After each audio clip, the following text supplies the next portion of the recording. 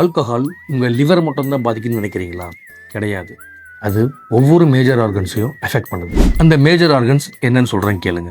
First brain, poor concentration. ரெண்டாவது இதயம், அதிக இரத்த கொதிப்பு.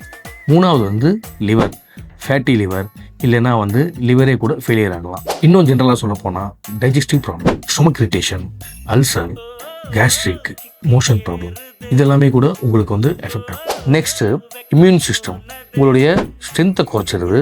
இதனால் உங்கள் பாடியில் இன்ஃபெக்ஷன் ஏற்படுறதுக்கு நிறைய வாய்ப்பு இருக்குது. அடுத்தது மென்டல் ஹெல்த், ஆன்சைட்டி, டிப்ரெஷன், தூக்கமின்மை, டிபெண்டன்ஸ், இதெல்லாமே உருவாகிறதுக்கு காரணமாக இருக்குது. அந்த லாஸ்ட் ஒன், இது உங்களுடைய ஆர்கன்ஸை பாதிக்கிறது மட்டும் இல்லாமல் உங்கள் ஃபேமிலி, ரிலேட்டிவ்ஸ் அண்ட் சோஷியல் லைஃப்பையும் பாதிக்குது. நீங்கள் குடிநோயாளியா இல்லைன்னு சொல்கிறீங்களா? அப்போது உங்களுக்கு தான் இந்த கேள்வி.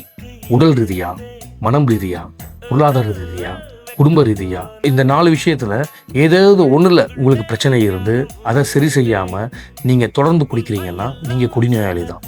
உங்களுக்கு சிகிச்சை அவசியம்.